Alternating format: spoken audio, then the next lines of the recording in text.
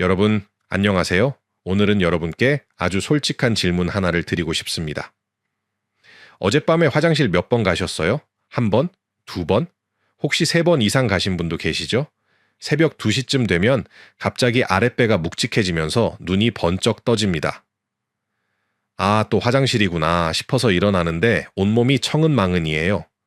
어두운 복도를 조심조심 걸어가서 화장실 다녀오고 다시 침대에 누웠는데 이번엔 잠이 안 옵니다. 한참을 뒤척이다가 겨우 잠들었는데 새벽 4시쯤 되면 또 화장실 가고 싶어집니다. 이런 경험 혼자만 하시는 거 아닙니다.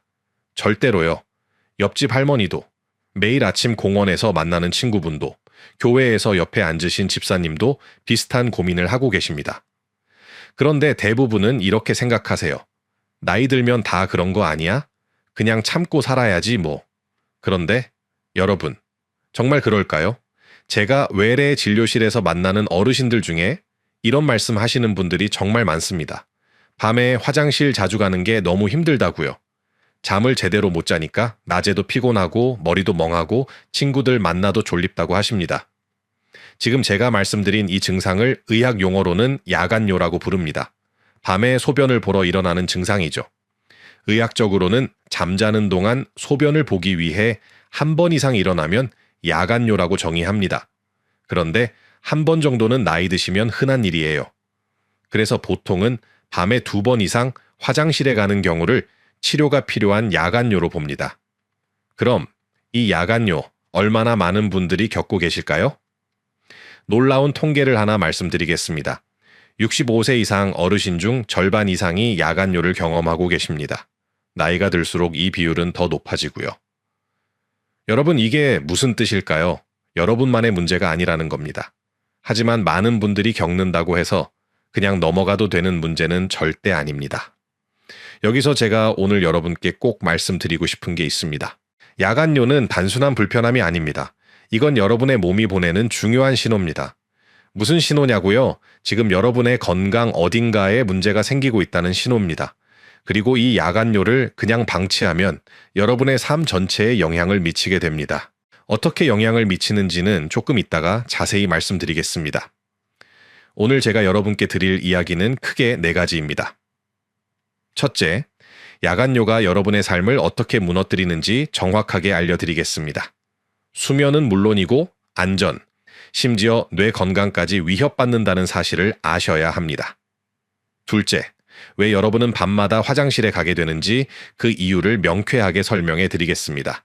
호르몬 문제인지 방광 문제인지 아니면 다른 질병이 숨어 있는 건지 정확히 짚어드릴 겁니다. 셋째, 이 문제를 어떻게 해결할 수 있는지 실질적인 방법을 알려드리겠습니다.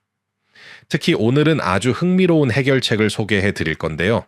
바로 저녁 5시에서 6시 사이에 바나나 한 개를 드시는 겁니다. 이게 과학적으로 어떻게 여러분의 밤을 바꿀 수 있는지 속 시원하게 설명해 드리겠습니다. 넷째, 병원에 가기 전에 여러분이 집에서 꼭 해야 할 준비 작업과 생활 습관 개선 방법까지 전부 알려드리겠습니다. 여러분, 야간요는 나이 들면 어쩔 수 없는 게 아닙니다. 충분히 관리할 수 있고 개선할 수 있습니다. 그리고 그 첫걸음은 정확히 아는 것부터 시작됩니다. 자, 그럼 본격적으로 들어가 보겠습니다. 먼저 야간요가 여러분의 삶을 어떻게 망가뜨리는지부터 정확히 짚어보겠습니다. 이걸 아셔야 나중에 제가 드릴 해결책이 왜 중요한지 이해하실 수 있으니까요. 그럼 이제 야간요가 여러분의 삶을 구체적으로 어떻게 망가뜨리는지 하나하나 짚어보겠습니다. 첫 번째, 수면의 질이 무너집니다. 여러분, 잠이라는 게 그냥 눈 감고 있으면 다 같은 잠일까요? 아닙니다. 잠에도 단계가 있습니다. 얕은 잠이 있고 깊은 잠이 있어요. 특히 깊은 잠, 의학 용어로 서파수면이라고 하는 이 단계가 정말 중요합니다. 이때 우리 몸이 회복되고 뇌가 정리되고 면역력이 충전되거든요. 그런데 밤에 자꾸 화장실 가느라 깨면 어떻게 될까요? 이걸 의학에서는 수면 분절이라고 합니다. 잠이 여러 조각으로 쪼개지는 거예요. 밤 10시에 잠들었다가 새벽 2시에 깨고 다시 잠들었다가 새벽 4시에 또 깨고 이렇게 되면 여러분 몸은 깊은 잠에 제대로 들어갈 수가 없습니다. 겉으로 보기엔 8시간을 잤으니까 충분히 잔 것 같죠? 아닙니다. 실제로는 깊은 잠을 거의 못 잔 겁니다. 그래서 아침에 일어나도 개운하지 않고 온몸이 무겁고 머리가 멍합니다. 낮에는 어떻게 될까요? 만성 피로가 쌓입니다. 오전에 친구 만나서 이야기하다가도 졸리고 점심 먹고 나면 눈꺼풀이 청은망은입니다. 손주들 봐주다가도 정신이 멍해지고요. 집중력도 떨어집니다. 신문 읽다가 같은 줄을 3번씩 읽게 되고 은행 가서 통장 정리하려는데 무슨 순서로 해야 하는지 헷갈립니다. 그리고 면역력이 약해집니다. 잠을 제대로 못 자면 우리 몸의 면역 체계가 약해지거든요. 그래서 감기에도 자주 걸리고 한번 걸리면 낫는데도 오래 걸립니다. 두 번째, 낙상 위험이 급격히 높아집니다. 여러분, 밤에 화장실 가실 때를 상상해 보세요. 주변이 얼마나 어둡습니까? 불 켜기 귀찮아서 그냥 어둠 속에서 가시는 분들도 많으시죠. 그런데 그때 여러분은 완전히 깬 상태입니까? 아니죠. 비몽사몽입니다. 눈은 떴는데 정신은 반쯤 자고 있는 상태예요. 그 상태에서 침실에서 화장실까지 걸어가는 겁니다. 바닥에 놓인 슬리퍼를 제대로 못 보고 문턱도 헷갈리고 화장실 문 손잡이도 한 번에 못 잡습니다. 거기에 어르신들은 밤에 눈도 잘 안 보이시잖아요. 이런 상황에서 넘어지는 겁니다. 여러분, 낙상사고가 얼마나 무서운지 아십니까? 특히 고관절, 엉덩이뼈가 부러지면 정말 큰일입니다. 수술해야 하고 수술 후에도 몇 달 동안 제대로 못 걷고 그 기간 동안 누워만 있으면 근육이 빠지고 욕창이 생기고 폐렴도 잘 걸립니다. 실제로 의학 연구를 보면 야간뇨는 노년층에서 낙상과 고관절 골절을 예측하는 가장 강력한 요인 중 하나입니다.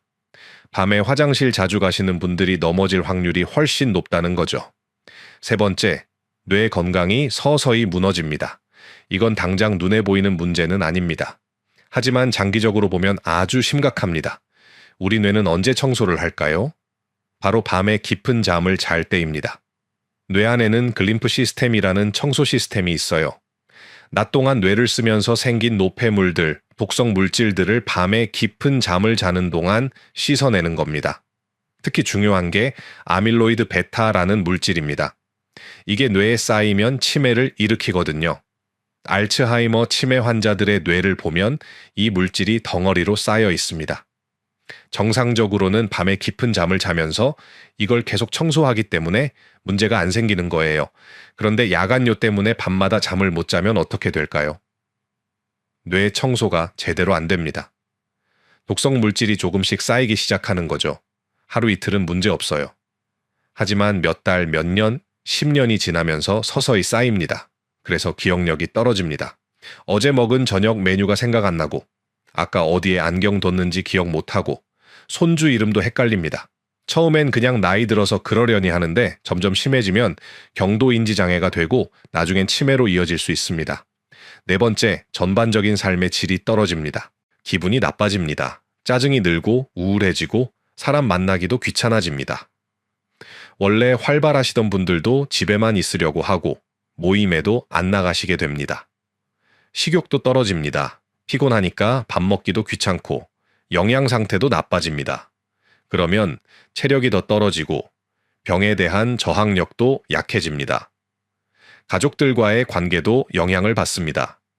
항상 피곤하고 예민하니까 배우자나 자녀들과 작은 일로도 다투게 됩니다. 여러분, 지금까지 제가 말씀드린 내용들 보셨죠? 야간뇨는 단순히 밤에 화장실 몇 번 더 가는 불편함이 아닙니다. 여러분의 수면, 안전, 뇌 건강, 그리고 삶의 질 전체를 위협하는 심각한 문제입니다. 그럼 이제 가장 중요한 질문을 해야겠죠. 도대체 왜 밤에만 화장실에 가고 싶은 걸까요? 그 이유를 지금부터 명쾌하게 밝혀드리겠습니다. 여러분, 낮에는 괜찮다가 왜 유독 밤에만 화장실에 가고 싶은 걸까요? 이제 그 이유를 하나하나 명쾌하게 밝혀드리겠습니다. 첫 번째 이유, 호르몬이 배신합니다. 우리 몸에는 바소프레신이라는 호르몬이 있습니다. 항이뇨 호르몬이라고도 부르는데요. 이 호르몬이 하는 일이 뭐냐면 콩팥에게 명령을 내립니다. 소변 만드는 걸 좀 줄여라. 이렇게요. 정상적으로는 밤이 되면 이 바소프레신이 많이 분비됩니다. 그래서 밤에는 콩팥이 소변을 적게 만들어요. 덕분에 우리가 밤새 푹 잘 수 있는 겁니다. 그런데 나이가 들면 어떻게 될까요? 이 호르몬의 야간 분비 리듬이 깨집니다. 밤에도 나처럼 바소프레신이 적게 나오는 거예요. 그러면 콩팥은 밤인지 낮인지 구분을 못합니다. 그래서 밤에도 나처럼 계속 소변을 만들어냅니다. 이걸 의학에서는 야간 단뇨라고 부릅니다. 밤에 소변이 많이 만들어지는 거죠. 하루 종일 만드는 소변의 3분의 1 이상이 밤에 만들어지면 야간 단뇨입니다. 두 번째 이유, 방광이 늙어갑니다. 방광은 소변을 저장하는 주머니입니다. 젊었을 때는 탄력이 좋아서 400에서 500cc 정도까지 소변을 담을 수 있었어요. 그런데 나이가 들면 방광 근육이 딱딱해집니다. 고무풍선이 오래되면 딱딱해지는 것처럼요. 그러면 어떻게 될까요? 200에서 300cc만 차도 방광이 팽팽해집니다. 그래서 뇌에 신호를 보냅니다. 화장실 가야 한다고요. 이걸 과민성 방광이라고 합니다. 더 심한 경우도 있습니다. 방광 근육이 멋대로 수축하는 거예요. 본인 의지와 상관없이 방광이 조이면서 소변이 마려운 느낌이 듭니다. 남자 어르신들은 여기에 한 가지가 더 추가됩니다. 전립선입니다. 전립선은 방광 바로 밑에 있는 호두만한 기관인데요. 나이가 들면 이게 커집니다. 전립선 비대증이죠. 전립선이 커지면 요도를 압박합니다. 그러면 소변이 시원하게 안 나갑니다. 화장실 갔다 와도 방광에 소변이 조금 남아있어요. 이걸 잔뇨라고 합니다. 그래서 금방 또 마려운 겁니다. 세 번째 이유, 낮에 부종이 밤에 소변이 됩니다. 이건 참 신기한 메커니즘입니다. 여러분, 낮에 오래 서 있거나 앉아 있으면 다리가 붓죠? 양말 자국이 선명하게 남고 신발이 꽉 끼는 느낌이 듭니다. 이게 왜 생길까요? 중력 때문입니다. 낮 동안 서 있거나 앉아 있으면 혈액 속 수분이 중력에 끌려서 아래로 다리 쪽으로 내려갑니다. 그래서 다리에 물이 고이는 거예요. 이게 부종입니다. 그런데 밤에 누우면 어떻게 될까요? 중력의 영향이 사라집니다. 다리에 고여있던 수분이 다시 혈관 속으로 흡수됩니다. 그리고 그 수분이 심장으로, 콩팥으로 몰려갑니다. 콩팥 입장에서 생각해 보세요. 갑자기 처리해야 할 수분이 확 늘어난 겁니다.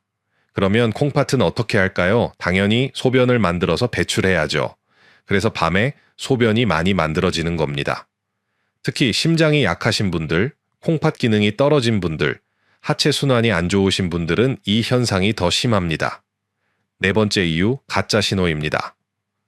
여러분, 비뇨기과 약을 먹어도 야간뇨가 나아지지 않는다면 의심해야 할 게 있습니다. 바로 수면무호흡증입니다. 수면무호흡증은 자는 동안 숨이 자꾸 멎는 병입니다. 코를 심하게 골다가 갑자기 조용해지고 10초, 20초 숨이 멎었다가 다시 컥 하고 숨을 쉬는 거예요. 그런데 이게 야간뇨와 무슨 상관일까요? 숨이 멎으면 흉부 압력이 높아집니다. 심장이 눌리는 거예요. 그러면 심장이 착각을 합니다. 아, 지금 몸에 수분이 너무 많구나. 이렇게요. 그래서 ANP라는 호르몬을 분비합니다. 이 호르몬은 콩팥에게 명령합니다. 소변 많이 만들어서 수분을 빼라고요. 결국 콩팥은 밤새 소변을 만들어냅니다. 그래서 야간뇨가 생기는 겁니다. 체크리스트를 말씀드릴게요. 심한 코골이가 있으신가요? 낮에 졸음이 쏟아지시나요? 아침에 일어나면 머리가 아프신가요? 자고 나도 피곤하신가요? 이런 증상이 있으면서 야간뇨가 있다면 수면무호흡증을 의심해야 합니다. 이런 경우는 비뇨기과가 아니라 수면 클리닉에 가셔야 합니다. 수면 다원 검사를 받고 양압기 치료를 시작하면 야간뇨가 극적으로 좋아지는 경우가 많습니다. 다섯 번째 이유, 약이 범인일 수 있습니다. 여러분이 드시는 약 중에 야간뇨를 일으키는 약이 있을 수 있습니다. 가장 흔한 건 이뇨제입니다. 고혈압 약 중에 이뇨제가 많이 들어있어요. 이 약은 소변을 많이 만들어서 혈압을 낮추는 약입니다. 그런데 저녁 늦게 이 약을 드시면 어떻게 될까요? 밤새 소변이 만들어지는 겁니다. 칼슘 채널 차단제라는 고혈압 약도 있습니다. 이 약은 부작용으로 다리 부종을 일으킵니다. 아까 말씀드린 세 번째 이유, 체액의 야간 이동을 악화시키는 거죠. 일부 항구울제, 리튬 같은 약도 야간뇨를 유발할 수 있습니다. 그래서 야간뇨가 있으시면 지금 드시는 약을 한번 점검해 보셔야 합니다. 의사 선생님께 말씀드려서 복용 시간을 조정하거나 다른 약으로 바꾸는 것만으로도 야간뇨가 좋아질 수 있습니다. 여러분, 지금까지 밤에 화장실에 가고 싶은 5가지 이유를 말씀드렸습니다. 호르몬 문제, 방광 노화, 체액, 이동, 수면 무호흡증, 그리고 약물입니다. 이제 원인을 아셨으니까 해결책으로 넘어가야겠죠? 다음으로 여러분이 가장 궁금해하실 내용을 말씀드리겠습니다. 어떻게 하면 이 문제를 해결할 수 있는지, 특히 저녁 바나나 1개가 어떻게 여러분의 밤을 바꿀 수 있는지 지금부터 속 시원하게 알려드리겠습니다. 자, 이제 가장 중요한 부분입니다. 어떻게 하면 야간뇨를 줄일 수 있을까요? 오늘 제가 여러분께 특별히 소개해 드릴 방법은 바로 저녁 바나나입니다. 저녁 5시에서 6시 사이에 바나나 1개를 드시는 겁니다. 이게 정말 효과가 있을까요? 과학적으로 명확한 근거가 있습니다. 바나나 속에는 트립토판이라는 아미노산이 들어 있습니다. 이 트립토판이 우리 몸에 들어가면 어떻게 될까요? 먼저 세로토닌이라는 물질로 바뀝니다. 행복 호르몬이라고 들어보셨죠? 바로 이겁니다. 기분을 좋게 하고 마음을 편안하게 만드는 물질이에요. 그런데 밤이 되면 이 세로토닌이 또 변신을 합니다. 멜라토닌으로 바뀌는 거예요. 멜라토닌은 수면 호르몬입니다. 이게 분비되면 우리는 자연스럽게 잠이 옵니다. 그리고 깊은 잠을 잘 수 있게 됩니다. 깊은 잠을 자면 어떻게 될까요? 방광이 안정됩니다. 과민해져 있던 방광 근육이 이완되는 거예요. 그래서 밤에 화장실 가고 싶은 느낌이 줄어듭니다. 그런데 바나나에는 트립토판만 있는 게 아닙니다. 멜라토닌을 만드는 데 도움을 주는 조력자들이 함께 들어있어요. 첫째, 비타민 B6입니다. 이건 트립토판이 세로토닌이 멜라토닌으로 바뀌는 과정에서 꼭 필요한 조효소입니다. 공사 현장에서 작업을 돕는 보조 인부 같은 거예요. 이게 없으면 멜라토닌이 제대로 만들어지지 않습니다. 둘째, 천연 당분입니다. 바나나의 자연스러운 단맛이죠. 이게 왜 중요하냐면 인슐린 분비를 촉진하거든요. 인슐린이 나오면 트립토판이 다른 아미노산들과의 경쟁에서 이기고 뇌로 더 잘 들어갈 수 있습니다. 혈액과 뇌 사이에는 장벽이 있는데 트립토판이 이 장벽을 통과하는 걸 도와주는 거예요. 셋째, 마그네슘과 칼륨입니다. 이 두 미네랄을 천연 이완제라고 부릅니다. 신경을 안정시키고 근육의 과도한 긴장을 풀어주거든요. 방광도 근육입니다. 이 근육이 과민하게 수축하는 걸 막아주는 거예요. 밤에 다리에 쥐가 나거나 저리는 분들도 많으신데 마그네슘과 칼륨이 그것도 완화시켜줍니다. 그럼 이 바나나를 언제 먹어야 할까요? 여기가 핵심입니다. 저녁 5시에서 6시 사이가 가장 좋습니다. 왜 이 시간일까요? 트립토판이 멜라토닌으로 바뀌는데 대략 2시간에서 3시간이 걸립니다. 여러분이 밤 9시나 10시에 주무신다면 그 시간에 맞춰서 멜라토닌 효과가 나타나야 하잖아요. 그래서 역산하면 저녁 5시에서 6시가 딱 맞는 겁니다. 취침 직전에 먹으면 안 될까요? 안 좋습니다. 당분과 비타민 B6가 일부 사람들에게는 오히려 각성 효과를 줄 수 있어요. 잠들기 어려워질 수 있습니다. 게다가 소화 부담도 있고 바나나 속 수분 때문에 오히려 야간뇨가 악화될 수도 있습니다. 바나나와 궁합이 좋은 게 또 있습니다. 아몬드입니다. 5알에서 7알 정도를 바나나와 함께 드시면 좋아요. 아몬드에는 마그네슘이 더 풍부하게 들어있거든요. 근육 이완 효과를 높여주는 겁니다. 반대로 궁합이 안 좋은 것도 있습니다. 우유입니다. 많은 분들이 바나나를 우유와 함께 드시는데 사실 트립토판의 뇌 흡수를 생각하면 그리 좋지 않습니다. 우유 속에 다른 아미노산들이 많이 들어있어서 트립토판과 경쟁을 하거든요. 완전히 막는 건 아니지만 효율이 떨어집니다. 수박이나 배 같은 수분이 많은 과일도 함께 드시지 마세요. 저녁에 수분을 많이 섭취하면 밤에 소변이 더 많이 만들어집니다. 이제 바나나 말고 여러분이 꼭 하셔야 할 것들을 말씀드리겠습니다. 첫째, 3일간 배뇨일지를 쓰세요. 이게 정말 중요합니다. 병원 가시기 전에 꼭 하셔야 해요. 기록할 내용은 이렇습니다. 소변 본 시간, 소변량, 마신 음료의 종류와 양, 그리고 잠든 시간과 깬 시간, 소변량은 어떻게 재냐고요? 계량컵을 준비하세요. 화장실에서 컵에 받아서 눈금을 확인하면 됩니다. 귀찮으시겠지만 이 기록이 있어야 의사 선생님이 정확한 진단을 내릴 수 있습니다. 야간 단뇨인지, 방광 용적이 줄어든 건지, 아니면 다른 문제인지 알 수 있거든요. 둘째, 저녁 6시 이후에는 수분 섭취를 제한하세요. 물을 아예 안 마시라는 게 아닙니다. 목이 마르면 한두 모금은 드셔도 됩니다. 하지만 컵으로 벌컥벌컥 마시는 건 피하세요. 특히 커피, 녹차, 주류는 절대 안 됩니다. 이런 음료들은 이뇨작용이 있어서 소변을 더 많이 만들거든요. 셋째, 저녁 식사 때 염분을 줄이세요. 국물 요리를 드신다면 국물은 적게 드시고 짠 반찬도 피하세요. 염분을 많이 섭취하면 갈증이 나서 물을 많이 마시게 됩니다. 그리고 염분은 삼투압 인뇨를 일으켜서 소변량 자체를 늘립니다. 넷째, 취침 한두 시간 전에 다리를 높이 올리세요. 소파나 침대에 누워서 다리 밑에 쿠션을 받치세요. 다리를 심장보다 높게 올리는 겁니다. 그러면 낮 동안 다리에 고였던 부종이 미리 혈관으로 돌아갑니다. 그 수분을 잠들기 전에 소변으로 미리 배출하는 거예요. 그러면 밤에는 만들어질 소변이 줄어듭니다. 압박 스타킹을 신는 것도 좋은 방법입니다. 낮 동안 압박 스타킹을 신으면 다리 부종 자체를 예방할 수 있습니다. 다섯째, 취침 직전에 꼭 소변을 보세요. 잠들기 바로 전에 화장실에 가서 방광을 완전히 비우세요. 조금이라도 남아있으면 금방 또 마려워집니다. 여러분, 지금까지 제가 말씀드린 방법들을 정리해 볼까요? 저녁 5시에서 6시에 바나나 1개, 아몬드 5알, 저녁 6시 이후 수분과 염분 제한, 취침 전 다리 거상, 그리고 잠들기 직전 배뇨, 이것만 지키셔도 야간뇨가 많이 좋아질 겁니다. 물론 이게 모든 분께 만병통치약은 아닙니다. 하지만 시도해 볼 만한 가치가 충분히 있는 과학적 방법입니다. 오늘 저녁부터 당장 시작해 보세요. 여러분, 오늘 우리가 함께 나눈 이야기를 3문장으로 정리하겠습니다.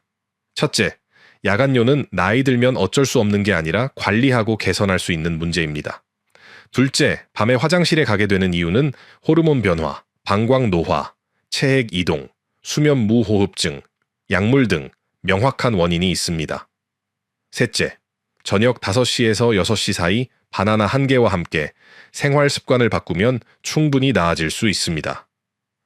그런데 여러분, 꼭 말씀드려야 할 게 있습니다. 이런 증상이 있으시면 바로 병원에 가셔야 합니다. 갑자기 야간뇨가 심해지셨다면, 소변 볼 때 통증이나 피가 섞여 나온다면, 소변을 참을 수가 없어서 지리는 일이 생긴다면, 다리가 심하게 붓고 숨이 찬다면 이런 경우는 다른 질병이 숨어 있을 수 있습니다. 당뇨, 심부전, 방광암, 전립선암 같은 심각한 병일 수도 있으니까요. 배뇨일지를 들고 비뇨기과나 가정의학과에 가세요. 수면 무호흡증이 의심되면 수면 클리닉을 찾으시고요. 부끄러워하지 마세요. 의사들은 하루에도 수십 명의 같은 고민을 가진 분들을 만납니다. 여러분, 밤에 푹 자는 것보다 중요한 게 뭐가 있습니까? 잠을 잘 자야 다음날 건강하게 활동할 수 있고, 손주들도 예뻐 보이고, 친구들도 만나고 싶고, 인생이 즐거워집니다. 오늘 저녁부터 시작하세요. 바나나 1개 사오시고, 저녁 5시 반에 아몬드 몇 알과 함께 드세요. 저녁 식사는 싱겁게 하시고, 물은 조금만 드시고, 자기 전에 다리 올리고 누워 계세요. 그리고 화장실 한번 다녀오고 주무세요. 일주일만 해보세요. 분명히 변화가 느껴지실 겁니다. 그리고 그 변화가 여러분의 삶을 조금씩 바꿔놓을 겁니다. 여러분 모두 오늘 밤부터 편안한 잠 주무시길 바랍니다. 건강하세요. 오늘 저는 어르신들께 병에 대한 이야기가 아니라 강에 대한 이야기를 하나 해드리려고 합니다. 아주 먼 옛날 우리 몸 안에는 생명이라는 이름을 가진 아름다운 마을이 있었습니다. 그 마을은 오직 단 하나의 강에 의지해 먹고 마시고 살아갔습니다. 그 강이 마르거나 넘치면 마을도 끝장이었죠. 우리 머릿속 뇌라는 마을이 바로 그곳입니다. 그리고 그 뇌를 먹여 살리는 생명의 강이 바로 우리 몸 구석구석을 흐르는 혈관입니다. 그런데 어르신들, 만약 그 강이 어느 날 갑자기 말라버리는 뇌경색이 오면 어떻게 될까요? 혹은 두기 버티지 못하고 터져버리는 뇌출혈이 발생해 온 마을이 물에 잠겨버린다면요. 상상해 보십시오. 그날 아침, 아내의 목소리는 들리는데 내 입이 움직이지 않습니다. 사랑하는 손주의 얼굴은 보이는데 팔을 뻗어 안아줄 수가 없습니다. 숟가락 하나를 쥐려 해도 손이 덜덜 떨리며 바닥으로 툭 떨어집니다. 어제까지 꼿꼿하게 두 발로 산책하던 내가 하루아침에 누군가의 부축 없이는 화장실 한 번 갈 수 없는 몸이 되어버리는 겁니다. 이것이 바로 뇌졸중이라는 재난이 휩쓸고 간 참혹한 풍경입니다. 의사로서 저는 이 재난의 현장을 너무나도 많이 봐왔습니다.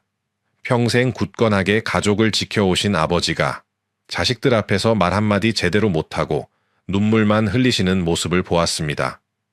뇌졸중이 무서운 진짜 이유는 죽음이 아닙니다. 이 병이 남기고 가는 가장 잔인한 흔적은 바로 스스로 쓸모없어졌다는 절망감입니다. 내가 사랑하는 가족들에게 평생의 짐이 될지도 모른다는 공포. 어제까지는 아버님, 어머님 하고 존경받던 내가 오늘부터는 돌봄이 필요한 대상이 되어버리는 것. 어쩌면 내 이름 석자를 잃어버리고 그저 환자로만 남게 되는 것. 이것이 뇌졸중이 우리에게 가하는 가장 큰 고통입니다. 사람들은 말합니다. 어제까지만 해도 멀쩡했는데 하룻밤 사이에 쓰러졌다고요. 정말 그럴까요? 정말 갑자기 일어난 일일까요? 아닙니다. 어르신들, 절대 그렇지 않습니다. 그 어떤 거대한 강둑도 하룻밤 사이에 무너지지 않습니다. 수십 년에 걸쳐 강물이 둑을 갉아먹고 강바닥에 온갖 쓰레기인 혈전이 쌓이고 둑 곳곳에 금이 가고 있었던 겁니다. 우리의 생명의 강, 즉 혈관도 마찬가지입니다. 뇌졸중이라는 재난이 닥치기 오래전부터 우리 몸은 끊임없이 우리에게 경고를 보내고 있었습니다. 강둑이 위험하다, 강물이 오염되고 있다고요. 하지만 우리는 그 작은 신호들을 너무나 쉽게 무시해 왔습니다. 나이가 들어서 그래, 어제 좀 피곤했나 봐 하면서 말입니다. 특히 요즘처럼 아침 저녁으로 바람이 차가워지는 환절기, 이럴 때가 가장 위험합니다. 날이 추워지면 강물이 얼어붙듯 우리 혈관도 깜짝 놀라 움츠러듭니다. 그때 좁아진 강줄기를 미처 통과하지 못한 쓰레기 혈전이 둑을 꽉 막아버리거나 압력을 이기지 못한 강둑인 혈관이 터져버리는 겁니다. 오늘 저는 어르신들께 그 생명의 강이 무너지기 직전 우리에게 보내는 마지막 구조 신호에 대해 말씀드리려 합니다. 이 신호를 알아채느냐, 놓치느냐에 어르신들의 남은 인생 전부가 걸려 있을지도 모릅니다. 자, 그렇다면 어르신들, 저 생명의 강이 무너지기 직전 우리의 뇌라는 마을은 어떻게 비명을 지를까요? 마을은 우리에게 나 좀 살려달라고 편지를 보내지 않습니다. 아주 시끄럽고 아주 강력한 비상경보를 울립니다. 이 경보는 언제나 단 하나의 단어로 시작합니다. 바로 갑자기입니다. 어제부터 서서히 아픈 것이 아닙니다. 불과 1분 전까지 10초 전까지 멀쩡했던 내 몸이 갑자기 말을 듣지 않는 겁니다. 전 세계 모든 뇌졸중 의사들이 어르신들께 제발 이것 하나만은 외워달라고 부탁하는 가장 빠르고 정확한 5대 비상경보가 있습니다. 첫 번째 경보. 갑자기 한쪽 얼굴이나 팔, 다리에 힘이 쭉 빠집니다. 웃어보려고 하는데 한쪽 입꼬리만 실룩거리거나 만세 하고 두 팔을 들었는데 한쪽 팔만 스르르 떨어집니다. 이것은 마을의 절반이 무너지고 있다는 신호입니다. 두 번째 경보. 갑자기 말이 어눌해집니다. 오늘 날씨가 참 좋다라는 간단한 문장조차 오늘 날씨가 이렇게 혀가 굳은 것처럼 발음이 새거나 아예 엉뚱한 단어가 튀어나옵니다. 마을의 방송 시스템이 고장난 겁니다. 세 번째 경보. 갑자기 한쪽 눈이 안 보이거나 사물이 두 개로 겹쳐 보입니다. 마을의 감시탑인 눈에 불이 꺼진 겁니다. 네 번째 경보. 갑자기 망치로 머리를 세게 얻어맞은 듯한 태어나서 처음 겪어보는 극심한 두통이 몰려옵니다. 이것은 강둑이 버티지 못하고 터져버리는 뇌출혈 때의 가장 강력한 신호입니다. 다섯 번째 경보. 갑자기 어지럽고 술 취한 사람처럼 걸음이 휘청거립니다. 똑바로 서려고 해도 몸이 자꾸 한쪽으로 기울어집니다. 마을의 땅 자체가 흔들리는 겁니다. 특히 저 세 번째인 시야 문제와 다섯 번째 어지럼증 신호는 아이고 내가 요즘 피곤해서 그래. 빈혈인가 봐 하고 넘겨짚기 가장 쉬운 증상입니다. 그래서 병원 도착이 늦어지는 가장 큰 원인이 되기도 하죠. 자, 그런데요. 여기서 의사로서 제가 어르신들께 꼭 말씀드려야 할 가장 위험하고도 무서운 함정이 하나 있습니다. 저는 이것을 유령 홍수라고 부릅니다. 유령처럼 잠깐 나타났다가 사라지는 홍수라는 뜻이죠. 의학 용어로는 일과성 허혈 발작이라고 부릅니다만 유령 홍수로 기억하시는 게 훨씬 쉽습니다. 이게 무엇이냐? 생명의 강을 막고 있던 쓰레기 대민 혈전이 어떤 이유에선지 갑자기 스스로 부서지거나 밀려나서 강물이 다시 흐르게 된 겁니다. 그러면 어떻게 될까요? 놀랍게도 앞서 말씀드린 5대 경보 증상이 마법처럼 사라집니다. 힘이 빠졌던 팔이 다시 올라가고 어눌했던 말이 다시 또렷해집니다. 어지럼증이 씻은 듯이 낫습니다.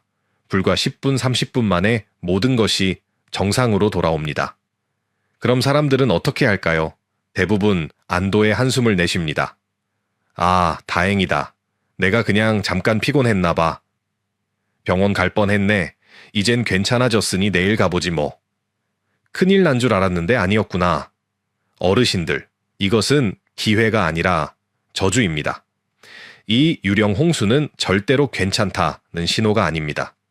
이것은 다음번엔 진짜다라는 최후 통첩입니다. 생명의 강이 어르신께 마지막으로 보여준 겁니다. 보셨죠? 지금 이 강둑이 이렇게나 약합니다. 보셨죠? 이 강물에 이렇게 위험한 쓰레기 댐이 떠다니고 있습니다. 다음번에 이 댐이 다시 막으면 그땐 저도 어쩔 수 없습니다. 통계는 무섭도록 정직합니다. 이 유령 홍수를 경험한 사람 5명 중 1명은 결국 한 달 안에 진짜 뇌졸중이라는 거대한 재난을 만납니다. 잠깐 괜찮아졌다고 방심하는 바로 그 순간, 다음번엔 연경 돌아올 수 없는 길을 건너게 되는 겁니다. 여기서 중요한 특징이 하나 더 있습니다. 왜 뇌졸중 증상은 꼭 한쪽으로만 올까요? 왜 꼭 왼쪽 팔, 오른쪽 다리 이렇게 올까요? 그 이유는 우리 뇌라는 마을은 좌우 2개로 나뉘어 있고 생명의 강은 서로 교차해서 흐르기 때문입니다.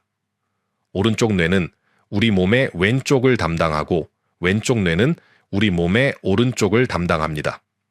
그래서 만약 어르신의 왼쪽 뇌로 가는 강이 막히면 신호는 반드시 오른쪽 팔다리로 오는 겁니다. 그러니 기억하십시오. 양쪽 팔다리가 다 저리다? 그건 피로나 근육통일 수 있습니다.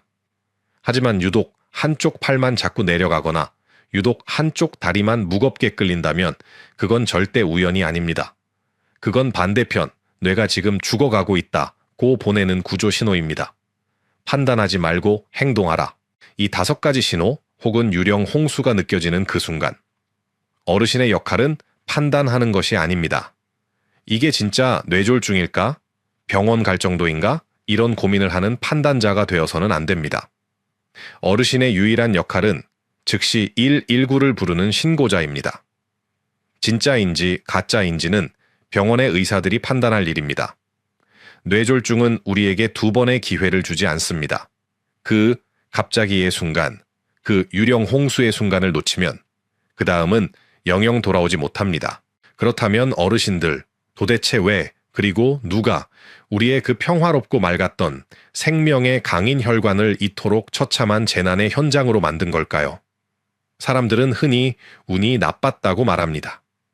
나이 드니 어쩔 수 없다고도 하고 그냥 재수 없이 걸린 병이라고 체념하기도 합니다. 하지만 어르신들 단언컨대 아닙니다. 재난은 결코 운으로 오지 않습니다. 모든 무너진 강둑 뒤에는 반드시 원인이 있습니다.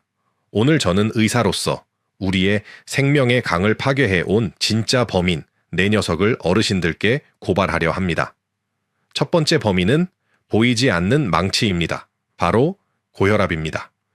어르신들 강둑인 혈관이 오래도록 튼튼하려면 강물인 혈액이 잔잔하게 흘러야 합니다. 그런데 고혈압이란 건 무엇이냐? 이 강물의 압력, 즉 수압처럼 혈압이 정상치의 몇 배로 높아진 상태입니다. 상상해 보십시오. 10년, 20년. 어르신이 주무시는 동안에도, 식사하시는 동안에도 거대하고 보이지 않는 물의 망치가 어르신의 연약한 뇌혈관이라는 강둑을 밤낮 없이 쾅쾅쾅 내려치고 있는 겁니다. 아무리 튼튼하게 지은 강둑이라도 그 무지막지한 망치질을 수십 년간 버텨낼 수 있을까요? 강둑은 서서히 금이 가고 약해지고 상처투성이가 됩니다.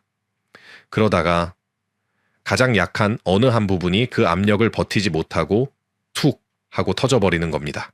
이것이 바로 강둑이 무너진 뇌출혈입니다. 특히 요즘처럼 날씨가 추워지면 어떻습니까? 강물이 얼어붙듯 혈관이 좁아지니 그 좁아 터진 길을 지나가려는 수압인 혈압은 평소보다 훨씬 더 강해지겠죠. 겨울철 따뜻한 이불 속에서 일어났다가 차가운 화장실이나 베란다로 나가는 바로 그 순간이 이 망치가 가장 세게 강둑을 내리치는 순간입니다. 두 번째 범인은 끈적한 기름 폐수입니다. 바로 고지혈증과 당뇨입니다. 강물이 맑아야 잘 흐르는 법입니다. 그런데 우리가 기름진 음식을 가리지 않고 먹고 피 속에 달달한 설탕물처럼 당뇨가 흐르게 내버려 두면 우리의 맑던 생명의 강은 어느새 시커멓고 끈적끈적한 기름 폐수로 변해버립니다. 이 기름 찌꺼기들이 아까 그 첫 번째 범인인 망치 같은 고혈압이 만들어낸 강둑의 무수한 상처인 염증 틈새로 파고듭니다. 그 상처의 끈적이들이 덕지덕지 달라붙기 시작합니다. 이것이 의학적으로는 플라크라고 부르는 찌꺼기입니다. 이 찌꺼기들이 모이고 뭉치고 쌓이고 또 쌓여서 결국 강물 한가운데 거대한 쓰레기 댐처럼 혈전을 만들어버립니다. 그리고 어느 날 아침 이 쓰레기 댐이 강줄기를 꽉 막아버립니다. 강물이 멈춥니다. 그 강물만 바라보고 살던 저 너머의 뇌라는 마을은 어떻게 될까요? 물 한 방울, 산소 한 줌 공급받지 못하고 그 순간 마을 전체가 까맣게 말라 죽게 됩니다. 이것이 바로 강이 마른 뇌경색입니다. 어르신들 혹시 뱃살이 좀 있으십니까? 그 복부 비만 툭 튀어나온 뱃살은 그냥 인격이 아닙니다. 그 뱃살 덩어리가 바로 어르신의 혈관에 밤낮 없이 이 기름 폐수를 쏟아붓는 오염폐수 공장입니다. 세 번째 범인은 강둑을 부식시키는 독극물입니다. 바로 흡연과 우리가 간과하기 쉬운 미세먼지입니다. 앞에 두 놈이 강물인 피를 더럽혔다면 이 세 번째 놈은 강둑인 혈관 그 자체를 공격합니다. 담배 연기 속에 들어있는 수천 가지의 독성 물질은 강둑을 이루는 단단한 콘크리트인 혈관 세포를 그냥 녹여버리고 부식시키는 독가스와 같습니다. 혈관을 딱딱하게 굳게 만드는 동맥경화처럼 탄력을 완전히 빼앗아버리죠. 망치로 예를 든 고혈압이 한 번만 툭 쳐도 쉽게 터지도록 말입니다. 미세먼지도 마찬가지입니다. 우리가 숨을 쉴 때 그 눈에 보이지도 않는 작은 독침들이 폐를 뚫고 피 속까지 들어옵니다. 그리고 온몸의 강둑을 쉴 새 없이 긁어대며 상처와 염증을 일으킵니다. 마지막 네 번째 범인, 이놈은 앞의 셋보다 훨씬 더 교활하고 무섭습니다. 바로 수원지 자체를 고장낸 놈입니다. 심방세동, 즉 부정맥입니다. 우리 몸의 수원지는 바로 심장입니다. 심장은 쿵, 쿵, 쿵 아주 규칙적인 힘으로 맑은 물을 생명의 강으로 뿜어내야 합니다. 그런데 이 심방세동은 수원지가 고장이 나서 펌프질을 제대로 못하고 그저 파르르르 떨고만 있는 상태입니다. 물이 힘차게 뿜어져 나가지 못하고 수원지 구석에서 맴돌고 고여 있으니 어떻게 될까요? 그 고인 물 안에서 이끼가 끼고 찌꺼기가 뭉치듯 아주 크고 위험한 돌멩이 같은 혈전이 만들어집니다. 이 돌멩이는 아까 그 쓰레기 댐과는 비교도 안 되게 큽니다. 이 거대한 돌멩이가 어느 날 갑자기 수원지에서 툭 튕겨져 나와 생명의 강을 타고 무서운 속도로 흘러가다가 노예로 들어가는 가장 큰 강줄기 입구를 쾅 하고 막아버립니다. 가슴이 이유 없이 두근거린다. 맥박이 자꾸 건너뛰는 것 같다는 그 신호를 무시하는 것은 이 돌멩이 시한폭탄을 가슴에 품고 사는 것과 같습니다. 이제 아시겠습니까? 어르신들, 고혈압, 당뇨, 고지혈증, 흡연, 비만, 부정맥, 뇌졸중은 갑자기 찾아온 불운한 재난이 아니었습니다. 이것은 수십 년에 걸쳐 우리가 스스로 강을 오염시키고 우리가 스스로 강둑을 무너뜨려 온 명백한 예고된 인재인 것입니다. 그렇다면 이제 희망은 없는 걸까요? 이렇게 망가져버린 강을 그냥 이대로 주저앉아 바라만 봐야 하는 걸까요? 아닙니다. 아직 늦지 않았습니다. 지금이라도 시작하면 됩니다. 지금 당장 이 생명의 강을 다시 정화하고 무너진 강둑을 보수하는 작업을 시작해야 합니다. 다음 장에서는 이 위험한 강을 지켜낼 2개의 기적의 방패에 대해 말씀드리겠습니다. 자, 그럼 어르신들, 조금 전 우리는 생명의 강을 파괴하는 무서운 4명의 범인, 즉 고혈압, 고지혈증과 당뇨, 흡연과 미세먼지, 그리고 심방세동에 대해 알아봤습니다. 범인을 알았으니 이제 가만히 앉아 당할 수만은 없지 않겠습니까? 다행히 우리에게는 이 재난을 막아낼 강력한 2개의 방패가 있습니다. 오늘 저는 그중 첫 번째 방패, 즉 먹는 것으로 우리 강을 지키는 방법에 대해 말씀드리겠습니다. 무너진 강둑, 즉 우리의 혈관을 다시 튼튼하게 보수하고 더러워진 강물, 즉 우리의 피를 다시 맑게 정화하는 기적의 음식들입니다. 저는 이 음식들을 크게 3개의 전문 작업반으로 나누어 부릅니다. 첫째는 강둑 보수반이고, 둘째는 수질 정화반이며, 셋째는 쓰레기 제거반입니다. 먼저 가장 중요한 강둑 보수반부터 만나보시죠. 이들은 약해지고 딱딱해진 혈관의 강둑을 아주 유연하고 튼튼하게 다시 보수해주는 고마운 음식들입니다. 대표 선수는 바로 호두 같은 견과류와 고등어, 참치 같은 등푸른 생선입니다. 왜 이 음식들이 중요할까요? 우리 강둑, 즉 혈관은 시멘트처럼 딱딱하게 굳어버리면 안 됩니다. 강물의 압력, 즉 혈압이 높아질 때마다 부드럽게 늘어났다가 줄어들어야 합니다. 그런데 이 유연함을 만들어주는 핵심 재료가 바로 오메가3라는 아주 좋은 기름입니다. 호두에는 이 오메가3 중에서도 알파리놀렌산이라는 성분이 풍부합니다. 이 성분은 우리 몸에 강둑의 염증이 생기는 것을 막아주고 강물에 떠다니는 쓰레기, 즉 혈전이 자기들끼리 찰싹 달라붙는 것을 방해합니다. 결과적으로 강둑은 부드러워지고 강물은 깨끗하게 흐르게 되죠. 양은 많이 드실 필요가 없습니다. 하루에 딱 한 줌, 손으로 쥐었을 때 6알에서 8알 정도면 충분합니다. 그 한 줌의 호두가 어르신의 혈관에 특수 보강제를 발라주는 셈입니다. 고등어와 참치도 마찬가지입니다. 이 생선들에는 EPA와 DHA라고 불리는 호두와는 또 다른 종류의 아주 훌륭한 오메가3 기름이 듬뿍 들어 있습니다. 이 기름은 끈적끈적해진 피를 묽게 만들고 딱딱해진 강둑을 말랑말랑하게 풀어주는 역할을 합니다. 일주일에 딱 2번, 고등어 한 토막이나 참치 한 캔 정도만 꾸준히 챙겨 드셔도 강둑이 터져버리는 뇌출혈의 위험, 강이 막혀버리는 뇌경색의 위험을 크게 낮출 수 있습니다. 다음은 2번째 작업반, 수질 정화반입니다. 이들은 이미 더러워진 강물을 깨끗하게 걸러내는 정화조 역할을 합니다. 여기에는 블루베리, 딸기 같은 베리류 과일과 시금치, 상추, 부추 같은 잎이 많은 채소들이 속합니다. 어르신들 강물이 오염되는 가장 큰 이유 중 하나가 바로 활성산소라고 불리는 독성 찌꺼기 때문입니다. 이 찌꺼기가 강둑을 늙고 병들게 만듭니다. 그런데 블루베리나 딸기에 들어있는 안토시아닌이라는 성분은 이 독성 찌꺼기를 청소하는 데 선수입니다. 마치 강력한 자석처럼 찌꺼기들을 끌어당겨 없애버리죠. 덕분에 강물은 맑아지고 혈압도 안정됩니다. 냉동 블루베리라도 괜찮습니다. 요거트에 한 줌씩 타서 드시는 습관, 정말 좋습니다. 시금치나 부추 같은 IP 채소들은 더 놀라운 일을 합니다. 이 채소들에는 질산염이라는 성분이 많은데요. 이것이 우리 몸에 들어오면 산화질소라는 물질로 변합니다. 이 산화질소가 하는 일이 무엇이냐? 바짝 긴장해서 좁아져 있는 강둑, 즉 혈관에게 괜찮다. 이제 긴장 풀고 좀 넓어져라 하고 명령을 내립니다. 그럼 강둑이 편안하게 이완되면서 강물이 지나가는 길이 넓어집니다. 길이 넓어지니 당연히 수압, 즉 혈압이 내려가고 피가 훨씬 부드럽게 흐르게 됩니다. 고기 드실 때 상추 한 장, 시금치 한 젓가락 더 드시는 것이 단순한 반찬이 아니라 우리 생명의 강의 폭을 넓혀주는 일입니다. 이제 마지막 세 번째 쓰레기 제거반입니다. 이들은 강물에 둥둥 떠다니는 기름때와 나쁜 찌꺼기들을 직접 건져내는 고마운 친구들입니다.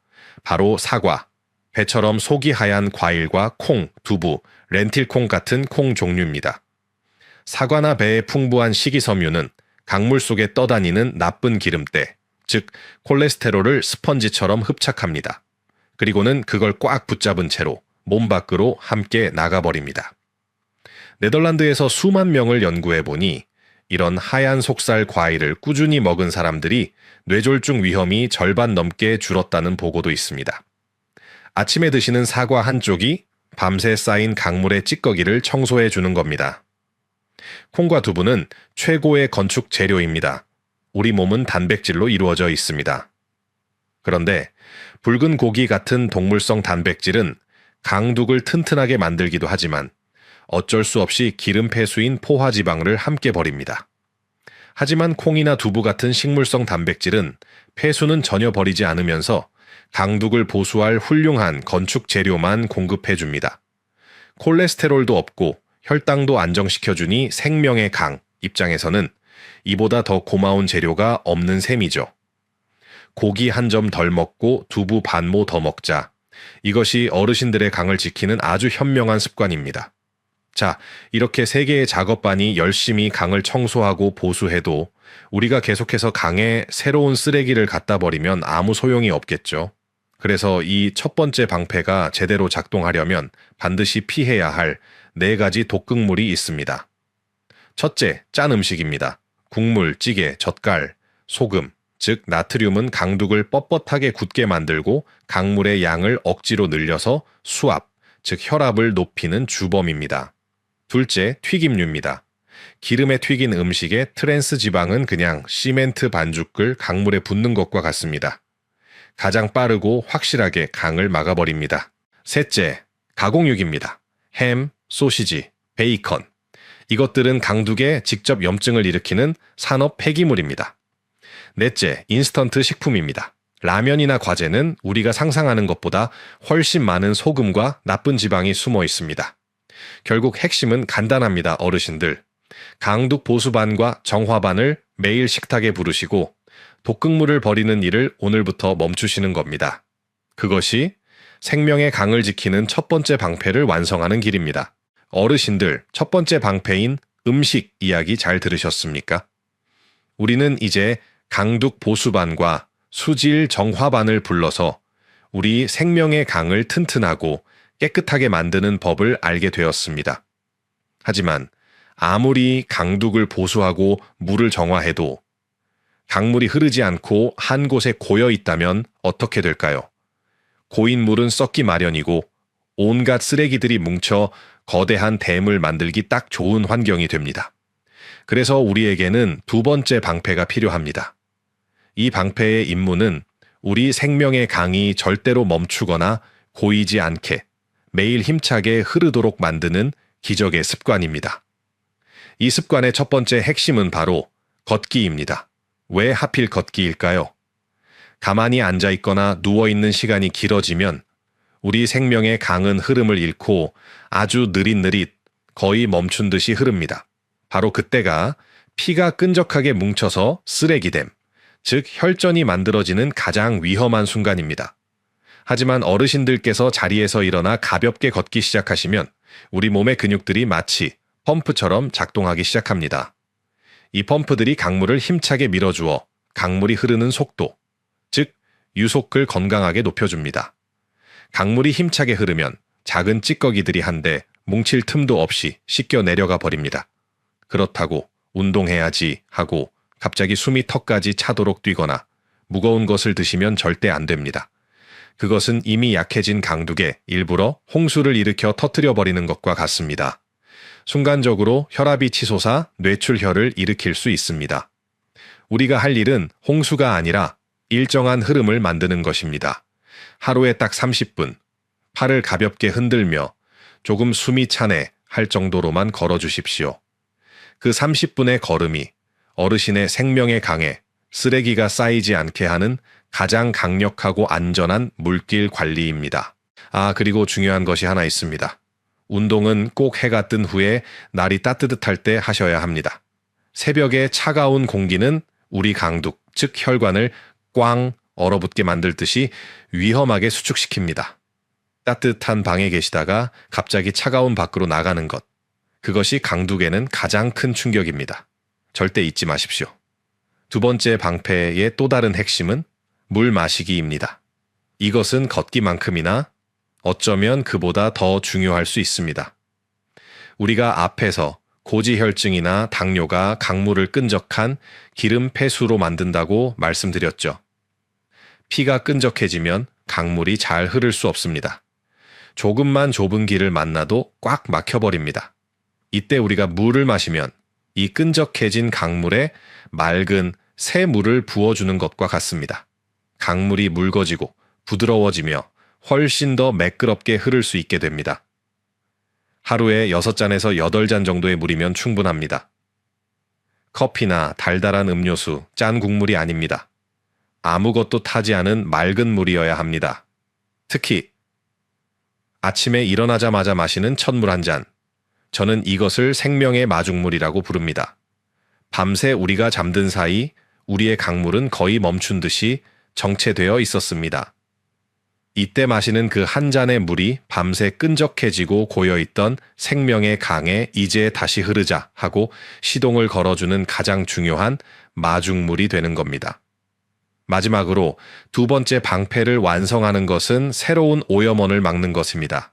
우리가 강을 보수하고 물길을 뚫어놔도 위에서 계속 독극물을 쏟아부으면 아무 소용이 없겠죠. 담배를 피우는 것은 열심히 보수한 강둑에 다시 독가스를 뿜어 부식시키는 행위입니다. 과도한 음주는 강물의 수원지인 심장과 강물의 정화시설인 간을 동시에 망가뜨리는 일입니다. 결국 두 번째 방패는 세 가지입니다. 걷기로 강물의 흐름을 만들고 물 마시기로 강물의 농도를 묽게 하며 금연과 절주로 새로운 독극물을 막는 것. 이 두 개의 방패, 즉 기적의 음식과 기적의 습관만 있다면 우리는 뇌졸중이라는 거대한 재난을 충분히 막아낼 수 있습니다. 어르신들, 오늘 우리는 생명의 강이라는 긴 이야기를 함께 했습니다. 우리는 왜 이토록 애타게 이 생명의 강을 지켜야 한다고 말하는 걸까요? 그것은 강둑이 무너지고 강물이 말라버린 그 재난 이후의 삶이 우리가 상상하는 것보다 훨씬 더 고통스럽기 때문입니다. 뇌졸중이라는 재난이 한번 휩쓸고 지나가면 우리 뇌라는 마을은 폐허가 됩니다. 10분 중 9분은 한쪽 팔다리에 마비라는 무거운 족쇄를 평생 차게 됩니다. 절반은 사랑하는 사람에게 사랑한다는 말조차 제대로 표현하기 어려운 언어 장애를 겪습니다. 또 절반은 소중한 기억과 판단력을 잃어버리고 심지어 70%는 화장실을 가는 일, 그 가장 기본적인 존엄마저 남의 손에 의지해야 할 수도 있습니다. 이것은 단순히 몸이 좀 불편한 병이 아닙니다. 이것은 어제의 내가, 오늘의 내가 아니게 되는 병입니다. 한 사람의 인생이 그 재난의 현장 속에 그대로 멈춰버리는 일입니다. 그래서 저는 어르신들께 오늘의 마지막 당부를 제 진심을 다해 올립니다. 우리가 그토록 두려워하는 그 재난의 순간이 나에게 혹은 내 가족에게 찾아왔을 때 갑자기 말이 어눌해지고 갑자기 한쪽 팔에 힘이 빠지는 그 5대 비상경보가 울리는 순간 혹은 모든 것이 괜찮아졌던 그 유령 홍수를 만난 순간 그 순간 우리의 역할은 판단자가 되어서는 안 됩니다. 이게 진짜 뇌졸중일까? 병원에 갈 만큼 심각한 걸까? 좀 기다려보면 낫지 않을까? 이것은 판단입니다. 뇌졸중은 우리에게 그렇게 한가하게 판단할 시간을 단 1분도 허락하지 않습니다. 그 순간 어르신의 유일한 역할은 바로 구조자입니다. 구조자는 망설이지 않습니다. 구조자는 진짜일까 가짜일까를 따지지 않습니다. 구조자의 유일한 임무는 눈앞의 생명을 구하는 행동을 하는 것입니다. 어르신께서 하실 유일한 행동은 즉시 전화기를 들고 119를 누르는 것입니다. 그것이 모든 치료의 시작이고 그것만이 뇌라는 마을을 폐허 속에서 구할 유일한 길입니다. 오늘 이 생명의 강 이야기가 어르신들의 마음에 조금이라도 울림을 드렸습니까? 혹시 오늘 이야기를 들으시면서 아, 그 사람 하고 떠오르는 가족이나 지인이 있으신가요? 아직도 짜게 먹고 강둑을 무너뜨리는 담배를 태우며 강물에 기름 폐수를 버리는 습관을 가진 소중한 분이 떠오르십니까? 그렇다면 지금 그분께 이 강을 지키는 지혜를 나눠주십시오. 이 영상을 공유해 달라는 뜻입니다. 어르신의 그 한 번의 나눔이 그냥 좋은 정보를 전달하는 것이 아닙니다. 그것은 한 사람의 생명의 강이 무너지지 않도록 강둑을 함께 보수하는 위대한 일이 될 수 있습니다. 한 마을이 폐허가 되는 것을 막는 가장 따뜻한 구조 활동이 될 것입니다. 건강은 하루아침에 무너지지만 오늘의 작은 실천으로 분명히 다시 세울 수 있습니다. 오늘 어르신께서 드신 강둑 보수반 음식 하나. 오늘 어르신께서 걸으신 30분의 물길 관리가 미래의 재난을 막는 가장 확실한 방패입니다. 어르신들의 생명의 강이 오늘도 그리고 내일도 언제나 맑고 힘차게 흐르기를 진심으로 기원합니다. 무릎이 아파서 계단도 못 내려가시고 손발은 차갑고 저리고 아침마다 온몸이 뻣뻣하다면 이건 단순한 노화가 아닙니다. 지난달 제 진료실에 오신 김영숙 어르신 이야기입니다. 올해 73세이신 이분은 5년 동안 무릎 통증 때문에 정말 고생하셨습니다. 아침에 일어나면 무릎이 뻣뻣해서 한참을 주물러야 겨우 움직일 수 있었고 계단은 내려갈 엄두도 못 내셨어요. 손발은 늘 차갑고 온몸이 묵직하게 가라앉는 것 같은 만성 피로에 시달리셨죠. 혹시 여러분 중에도 이런 증상을 겪고 계신 분 계십니까? 고개를 끄덕이신 분들이 많을 것 같은데요. 사실 이건 여러분만의 문제가 아닙니다. 대한민국 60세 이상 어르신 중 절반, 그러니까 2분 중 1분은 골관절염을 갖고 계십니다. 무릎이나 손가락 마디가 아프고 아침에 몸이 뻣뻣하고 계단 오르내리기가 두려운 바로 그 증상 말입니다. 그런데 더 큰 문제가 있습니다. 이런 증상을 그냥 나이 탓으로만 여기고 방치하시는 분들이 너무 많다는 겁니다. 아프니까 움직이기 싫고 움직이지 않으니까 근육은 더 약해지고 근육이 약해지니까 조금만 헛디뎌도 넘어지십니다. 그렇게 넘어지셨다가 고관절이 골절되면 어떻게 될까요? 수술을 받으신다 해도 2년 안에 3분 중 1분은 돌아가시는 게 현실입니다. 머릿속으로 잠깐 상상해 보세요. 지금 여러분의 무릎이 얼마나 아프십니까? 그 통증 때문에 손주들과 산책도 못 가시고 친구분들과 여행도 포기하신 적 있으시죠? 그런데 이 모든 문제가 여러분이 매일 부엌에서 보시는 바로 그 재료 하나로 달라질 수 있다면 믿으시겠습니까? 오늘 제가 여러분께 말씀드릴 주인공은 바로 생강입니다. 네, 그 흔한 생강 맞습니다. 생선 비린내 잡을 때 쓰고 감기 걸렸을 때 차로 끓여 마시던 바로 그 생강이요.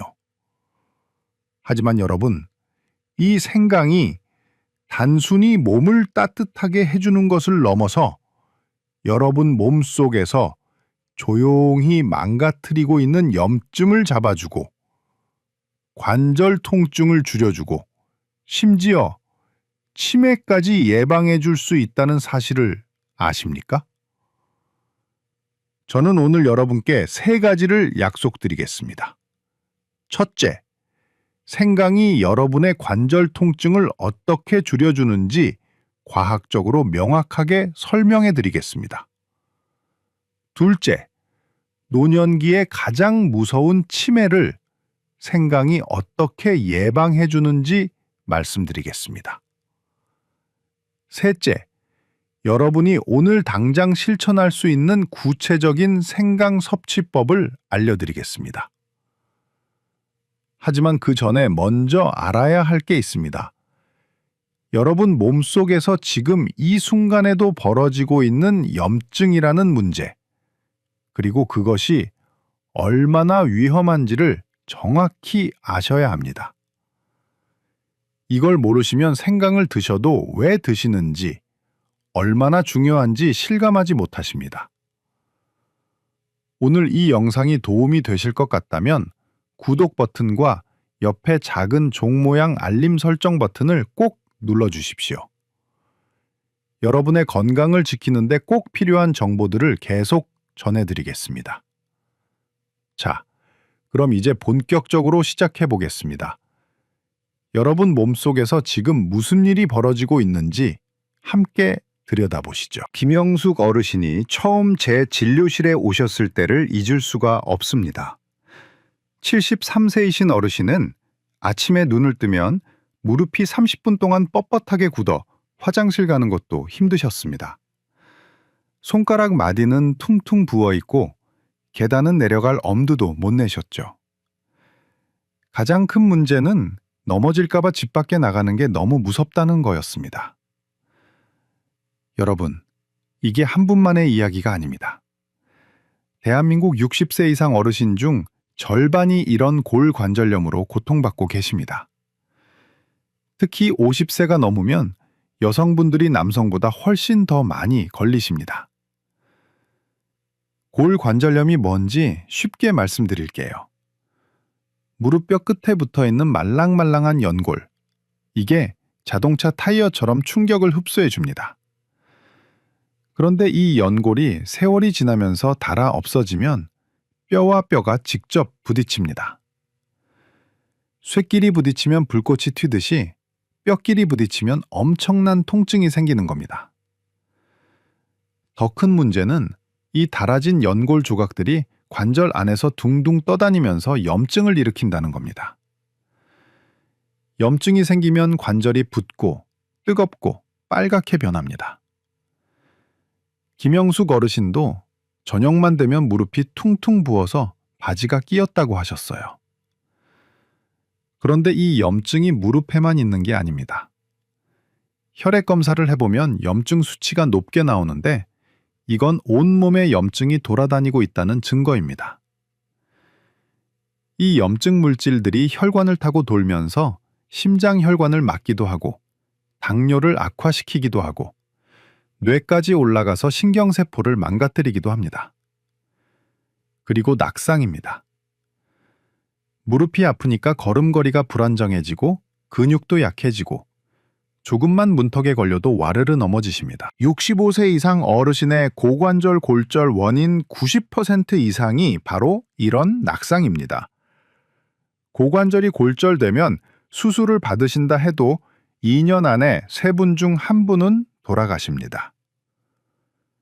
김영숙 어르신도 작년 겨울에 욕실에서 미끄러지셨는데 다행히 크게 다치지는 않으셨지만 그때부터 밖에 나가는 게 너무 무서워서 거의 집에만 계셨습니다.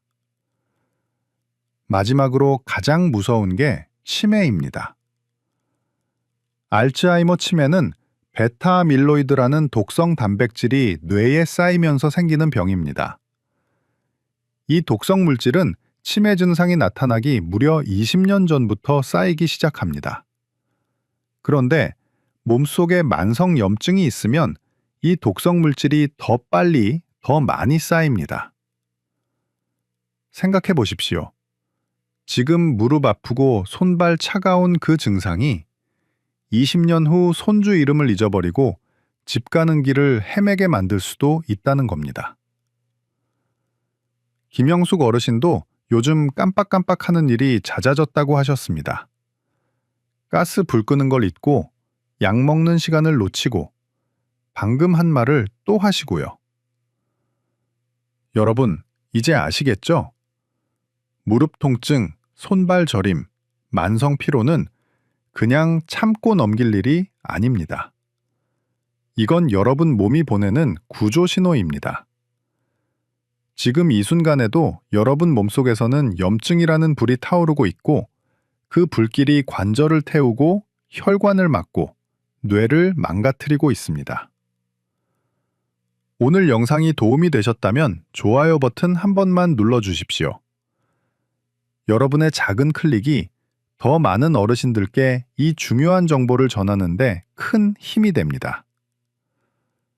그럼 이제 어떻게 해야 할까요? 이 염증을 어떻게 잡을 수 있을까요? 다음 이야기에서 바로 그 해답을 말씀드리겠습니다. 김영숙 어르신이 그렇게 고생하시다가 저를 찾아오셨습니다. 검사 결과를 보니 염증 수치도 높고 무릎 연골도 많이 닳아 있었습니다. 그때 제가 어르신께 생강을 꾸준히 드셔보시라고 권했습니다. 어르신은 처음에 반신반의하셨죠. 생강이요? 그 흔한 생강으로요? 네, 바로 그 생강입니다. 그런데 생강이 왜 효과가 있는지 알아야 확신을 갖고 드실 수 있으니까 쉽게 설명해 드리겠습니다. 생강을 씹으면 알싸하고 매운맛이 나죠? 그게 바로 진저롤이라는 성분 때문입니다. 그런데 여기 비밀이 있습니다. 생강을 그냥 먹는 것보다 말리거나 끓여서 먹으면 훨씬 더 효과가 좋습니다. 왜 그럴까요? 생강을 말리거나 끓이면 진저롤이 쇼가올이라는 새로운 물질로 변합니다. 이걸 비유하자면 이렇습니다. 생쌀은 그냥 먹으면 소화도 안 되고 맛도 없지만 불에 익히면 구수한 밥이 되잖아요. 생강도 똑같습니다. 말리거나 끓이면 원래보다 몇 배 더 강력한 항염 성분으로 변하는 겁니다. 이 쇼가올이라는 성분이 우리 몸속에서 뭘 하냐고요? 간단히 말씀드리면 염증 공장의 문을 잠가버립니다. 우리 몸에 염증이 생기면 염증 물질을 만들어내는 공장이 가동됩니다. 그 공장이 쉬지 않고 염증 물질을 쏟아내니까 관절이 아프고 붓는 거예요. 그런데 쇼가올이 들어가면 그 공장 문을 딱 잠가버립니다. 공장이 멈추니까 염증 물질이 더 이상 안 만들어지는 거죠. 미국 조지아 대학교에서 재미있는 실험을 했습니다. 사람들에게 하루 2g의 생강을, 그러니까 엄지손가락 한마디 크기 정도를 11일 동안만 먹게 했습니다.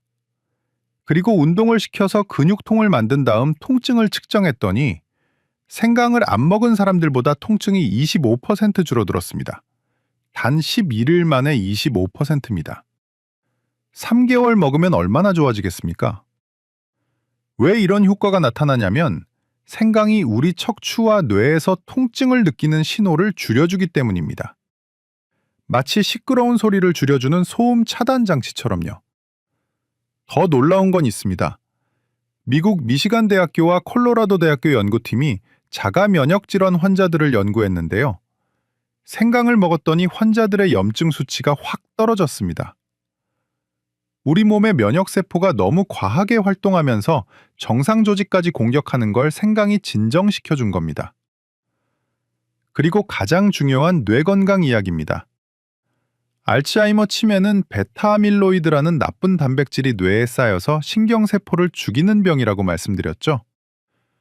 그런데 한국 연구팀이 생강을 포함한 여러 생약제를 비교했더니 생강이 이 나쁜 단백질로부터 뇌 신경세포를 보호하는 효과가 가장 뛰어났습니다.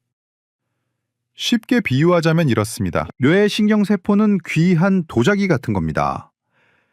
베타아밀로이드라는 나쁜 물질이 망치를 들고 그 도자기를 부수려고 합니다. 그때 생강이 방패막이 되어서 도자기를 보호해 주는 거예요. 더 좋은 소식이 있습니다. 태국에서 중년 여성들에게 생강을 2개월 동안 먹게 했더니 기억력이 좋아졌습니다. 방금 들은 전화번호를 기억하거나 요리 순서를 기억하는 능력이 실제로 향상된 겁니다. 생강이 기억력에 꼭 필요한 물질이 분해되는 걸 막아주기 때문입니다. 정리하면 이렇습니다. 생강을 말리거나 끓이면 염증을 잡는 강력한 성분으로 변합니다. 이 성분이 염증 공장을 멈추고 통증 신호를 줄이고 뇌 신경세포를 보호하고 기억력을 지켜줍니다. 신비로운 민간요법이 아니라 과학적으로 명확하게 증명된 자연의 치료제입니다. 김영숙 어르신도 이 설명을 들으시고 이해가 되셨답니다. 그래서 진심으로 실천해 보기로 하셨죠? 여러분도 이제 이해가 되시죠? 아, 그래서 생강이 효과가 있구나. 고개가 끄덕여지시나요? 오늘 이 내용이 도움이 되셨다면 댓글에 진저롤 이 4글자만 남겨주십시오. 그럼 이제 가장 중요한 실천 방법을 알려드리겠습니다. 어떻게 생강을 드셔야 이 효과를 제대로 볼 수 있을까요? 다음에 구체적으로 말씀드리겠습니다. 그럼 이제 여러분이 가장 궁금해하실 내용입니다. 도대체 생강을 어떻게 먹어야 효과를 볼 수 있느냐? 이거죠. 김영숙 어르신이 제 말씀을 듣고 집에 돌아가셔서 바로 시작하신 방법을 그대로 알려드리겠습니다. 어르신은 딱 3가지만 꾸준히 실천하셨습니다. 첫 번째, 아침 공복에 생강차 한 잔입니다. 어르신은 매일 아침 일어나서 세수하시고 나서 가장 먼저 생강차를 드셨습니다. 만드는 법은 간단합니다. 말린 생강 2g에서 3g 정도, 그러니까 엄지손가락 한 마디 크기 정도를 얇게 썰어서 뜨거운 물 200ml에 넣고 10분 정도 우려내시면 됩니다. 생강 2마리 있으면 더 간단합니다. 티스푼으로 반 스푼 정도 뜨거운 물에 타서 드시면 됩니다. 여기서 포인트가 있습니다. 반드시 말린 생강이나 끓인 생강을 쓰셔야 합니다. 왜냐고요? 아까 말씀드렸죠. 생강을 말리거나 가열해야 진저롤이 더 강력한 쇼가올로 변한다고요. 생생강을 그냥 갈아서 먹으면 진저롤만 섭취하게 되는데 말리거나 끓인 생강을 드시면 쇼가올까지 섭취하실 수 있습니다. 김영숙 어르신은 여기에 작은 비법을 하나 더하셨습니다. 생강차에 홍차 티백을 같이 우려내신 겁니다. 홍차의 따뜻한 성질이 생강과 만나면 몸을 더욱 따뜻하게 해주고 맛도 훨씬 부드러워집니다. 거기에 흑설탕을 조금 넣으시면 마시기가 한결 편하십니다. 단, 설탕은 너무 많이 넣지 마세요. 당뇨가 있으신 분들은 특히 조심하셔야 합니다. 두 번째, 생강 꿀 절임을 간식으로 드셨습니다. 이건 만들어 놓으면 냉장고에서 1달 정도 보관할 수 있으니까 정말 편리합니다. 만드는 법 알려드릴게요. 생강 100g을 깨끗이 씻어서 얇게 슬라이스 하십시오. 껍질은 벗기지 마세요. 생강 껍질 바로 밑에 정유 성분이 제일 많거든요. 깨끗이 씻기만 하시면 됩니다. 슬라이스한 생강을 유리병에 담고 꿀을 생강이 잠길 만큼 부으십시오. 그리고 냉장고에 3일 정도 재워두시면 생강의 매운맛이 꿀에 녹아들어서 먹기 편해집니다. 이걸 하루에 1~2조각씩 드시면 됩니다. 목이 칼칼하거나 기침이 날 때 특히 좋습니다. 김영숙 어르신은 오후 3시쯤 출출할 때 이걸 1조각 드셨다고 하십니다. 세 번째, 무릎에 생강찜질을 주 2회 하셨습니다. 이건 통증이 심한 부위에 직접 적용하는 방법입니다. 생강을 강판에 갈아서 거즈에 싸십시오. 그걸 따뜻한 물에 담갔다가 꼭 짜서 아픈 무릎 위에 올려놓고 15분에서 20분 정도 찜질하시면 됩니다. 생강의 따뜻한 기운이 피부를 통해 관절까지 전달되면서 혈액순환을 도와줍니다. 어르신은 저녁에 TV 보시면서 이 찜질을 하셨는데 찜질하고 나면 무릎이 한결 가벼워진다고 하셨어요. 단, 피부가 민감하신 분들은 생강을 직접 피부에 대지 마시고 얇은 천으로 한 번 더 싸서 사용하십시오. 생강이 피부를 자극할 수 있거든요. 이 3가지입니다. 딱 이 3가지만 김영숙 어르신은 3개월 동안 빠짐없이 실천하셨습니다. 특별한 거 없죠? 아침에 차 한 잔, 오후에 간식 1조각, 저녁에 찜질 1번. 이게 전부입니다. 그런데 여기서 꼭 알아두셔야 할 주의사항이 있습니다. 들어보십시오. 첫째, 생강은 하루 4g을 넘지 않도록 하십시오. 많이 먹는다고 더 좋은 게 아닙니다. 과도하게 드시면 오히려 속이 쓰리거나 설사를 할 수 있습니다. 위염이나 위궤양이 있으신 분들은 특히 조심하셔야 합니다. 공복에 드셨을 때 속이 불편하시면 식후에 드십시오. 둘째, 39도 이상 고열이 나실 때는 생강을 드시지 마십시오. 생강은 몸을 따뜻하게 하는 성질이 있기 때문에 고열이 있을 때 드시면 열이 더 오를 수 있습니다. 이건 불에 기름을 붓는 격입니다. 셋째, 혈액 희석제나 항응고제를 드시는 분들은 생강을 드시기 전에 반드시 담당 의사 선생님과 상의하십시오. 생강이 혈액을 묽게 만드는 효과가 있어서 약과 상호작용할 수 있습니다. 고혈압 약을 드시는 분들도 마찬가지입니다. 넷째, 가장 중요한 건 이겁니다. 생강은 치료제가 아니라 보조제입니다. 지금 복용하시는 고혈압약, 당뇨약, 관절염약을 생강으로 대체하시면 절대 안 됩니다. 약은 약대로 드시고 생강은 그 효과를 도와주는 보조수단으로 활용하시는 겁니다. 다섯째, 꾸준함이 핵심입니다. 하루 이틀 먹고 효과를 기대하시면 안 됩니다. 최소 3개월은 꾸준히 드셔야 몸이 변화합니다. 김영숙 어르신도 한 달쯤 지나서야 조금씩 무릎이 가벼워지는 걸 느끼셨고 3개월 되니까 확실한 변화를 체감하셨습니다. 혹시 생강 맛이 도저히 안 맞으신다면 어떻게 하느냐고요? 그럼 생강 캡슐 형태의 보충제를 드시는 것도 방법입니다. 약국이나 건강식품 매장에서 구하실 수 있습니다. 하루 권장량이 표시되어 있으니 그걸 따라서 드시면 됩니다. 아니면 요리할 때 생강을 적극적으로 활용하십시오. 생선 조림할 때, 제육볶음할 때, 닭백숙 끓일 때 생강을 넉넉히 넣으십시오. 생강이 비린내와 잡내를 잡아주면서 동시에 건강도 챙겨주는 일석이조입니다. 그리고 한 가지 팁을 더 드리자면 생강에 강황을 같이 드시면 항염 효과가 더욱 강력해집니다. 생강차 우릴 때 강황가루를 함께 넣으시거나 생강꿀 절임 만들 때 강황을 같이 넣으셔도 좋습니다. 거기에 계피 한 조각, 레몬 한 조각 더하시면 금상첨화입니다. 여러분 어렵지 않죠? 오늘 당장 집에 가셔서 시작하실 수 있습니다. 마트에 가셔서 생강 한 뿌리 사오시고 말려서 차로 드시거나 꿀에 재워 놓으십시오. 그리고 꾸준히 최소 3개월 동안 드셔보십시오. 오늘 이 영상을 보시는 여러분 주변에 무릎 아프신 분, 손발 차가우신 분, 만성 피로로 힘들어 하시는 분이 계시다면 이 영상을 꼭 공유해 주십시오. 여러분의 작은 나눔이 누군가의 건강을 되찾아 줄 수 있습니다. 자, 그럼 김영숙 어르신이 3개월 후 어떻게 변하셨는지 마지막 이야기를 들려드리겠습니다. 3개월이 지난 어느 날 김영숙 어르신이 제 진료실에 다시 오셨습니다. 문을 열고 들어오시는 어르신의 모습을 보고 저는 깜짝 놀랐습니다. 걸음걸이부터 달라져 있었거든요. 예전에는 무릎을 절뚝이시면서 조심조심 걸으셨는데 이날은 훨씬 가볍게 걸어 들어오셨습니다. 어르신이 활짝 웃으시면서 말씀하셨습니다. 선생님, 아침에 일어나면 무릎이 뻣뻣했던 게 이제 거의 사라졌어요. 예전에는 30분 동안 주무르고 풀어야 겨우 걸을 수 있었는데 지금은 일어나자마자 바로 걸을 수 있대요. 계단도 내려갈 수 있게 되셨고요.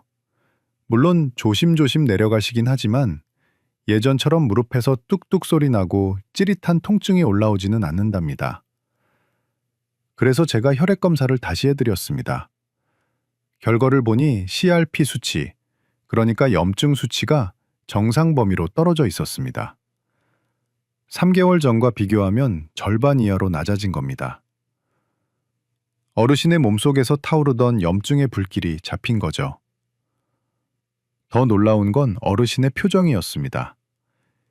예전에는 늘 피곤하고 우울해 보이셨는데 이날은 눈빛이 살아있으셨어요. 요즘은 손주들이랑 놀이터도 가고 친구들이랑 시장도 다니신대요. 엘리베이터 없는 친구 집도 다시 찾아가셨답니다. 여러분, 이게 바로 생강의 힘입니다. 특별한 게 아닙니다. 우리 주변에 흔한 생강 한 뿌리, 그걸 3개월 동안 꾸준히 드신 것뿐입니다. 비싼 건강식품 사실 필요 없습니다. 복잡한 치료법도 필요 없습니다. 그냥 매일 아침 생강차 한 잔, 그게 전부입니다. 자, 그럼 오늘 제가 말씀드린 내용을 3가지로 정리해 드리겠습니다. 첫째, 생강 속 쇼가올은 몸속 염증을 억제하고 관절 통증을 완화합니다. 둘째, 하루 2g에서 3g 꾸준히 3개월 이상 섭취하면 효과를 볼 수 있습니다. 셋째, 치매 예방과 심혈관 건강까지 도움을 주는 천연 보물입니다. 여러분, 김영숙 어르신처럼 변화하실 수 있습니다. 지금 무릎이 아프고 손발이 차갑고 몸이 무겁더라도 포기하지 마십시오. 생강 한 뿌리의 힘을 믿고 오늘부터 시작하십시오. 아침에 눈 뜨면 생강차 한 잔, 오후에 출출하면 생강꿀 술 절임 한 조각, 저녁에 TV 보시면서 무릎에 생강 찜질, 이것만 기억하십시오.